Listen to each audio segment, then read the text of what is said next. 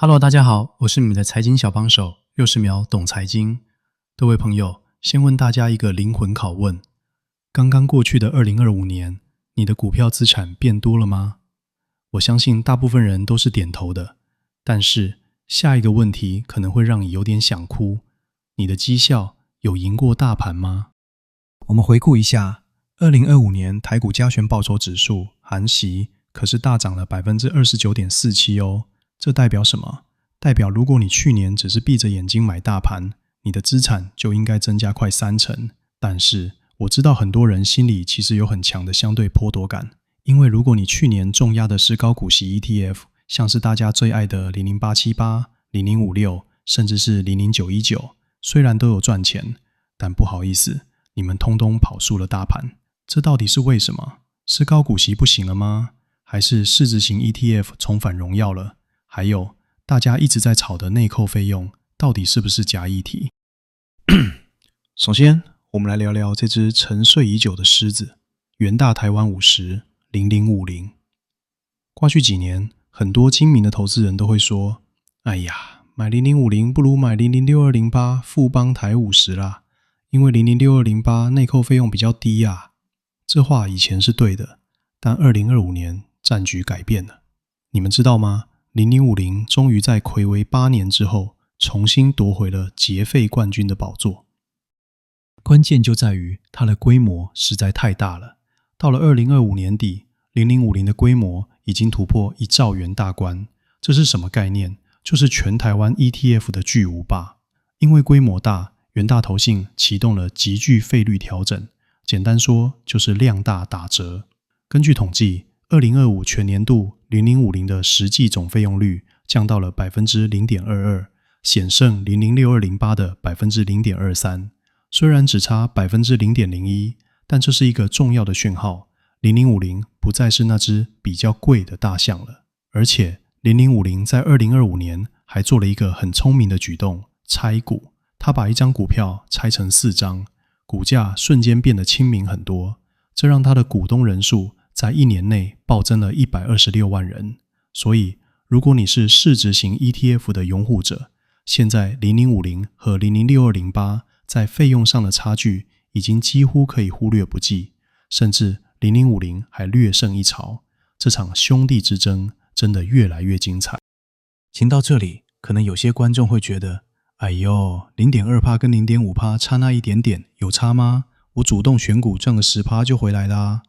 各位，这就是典型的富人思维跟韭菜思维的差别。我们来算一笔账， ETF 的内扣费用包含经理费、保管费、交易税等，是每天从净值里面自动扣除的。你感觉不到痛，但它像白蚁一样在啃食你的获利。如果你投资1000万，内扣费用差 0.2%， 一年就差了2万元，听起来还好。那如果你放10年呢？这差距会大大到20万元。这20万你是完全可以省下来去欧洲玩一趟的，为什么要白白送给基金公司？我们来看看2025年的费用榜单，表现最好的是0050和0052，费用率都压在 0.22% 左右。那表现比较吃力的是谁？虽然00878国泰永续高股息还是高股息家族的劫费王，但它的总费用率在2025年稍微上升到了 0.52%。而另一档人气王00919群益台湾精选高息，费用率则是在 0.68% 到 0.69% 左右。更夸张的是那些强调高周转、高动能的 ETF， 像是富邦台湾中小00733，因为频繁换股，内扣费用高达 2.02%， 直接长连垫底。你要知道，还没开始赚钱就先输 2%， 这在大牛市还好，如果遇到熊市，这就是双重打击。所以选 ETF 不要只看殖利率，拜托多看一眼总费用率。接着我们来聊聊让大家心情很复杂的高股息 ETF。 为什么2025年高股息普遍跑输大盘？因为大盘涨的是台积电，是 AI 全指股，而高股息 ETF 为了追求高配息，往往会避开殖利率较低的台积电，或者权重很低。这就是为什么大家会有相对剥夺感。但是高股息 ETF 也在进化，像是拥有100万股民的00919，为了适应越来越大的规模，已经破3000亿了。它在去年做了一个大调整，成分股从30档增加到40档。为什么要这么做？因为钱太多了，30档股票买不下去了。增加档数可以分散风险，也可以提高流动性。这对长期投资人来说其实是好事，虽然稍微稀释了一点爆发力，但更稳健了。另外，2025年还有一个新物种崛起，就是主动式 ETF， 像是 0098EA 东一台股增长，它去年的绩效高达 70%， 远远打败0050的 37%。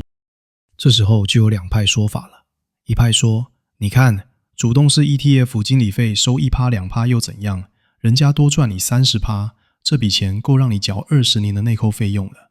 另一派指数基本教义派解说，根据国外统计， 80% 的主动型基金长期都会输给大盘，你现在是运气好，长期下来高内扣会吃掉你的获利。我的看法是，主动式 ETF 特时可以作为资产配置的攻击手，但不要把它当作核心持股。你可以拿 10% 到20% 的资金去拼超额报酬，但核心部位放在低内扣的市值型 ETF， 如0050、006208，这样才能睡得安稳。最后总结一下，2025年给我们的教训是什么？第一，大盘长期是向上的，如果你不想花时间研究，买低内扣的市值型 ETF， 长期来说，你已经赢过一半以上的人了。第二，魔鬼藏在细节里，内扣费用是确定的成本，报酬是不确定的未来。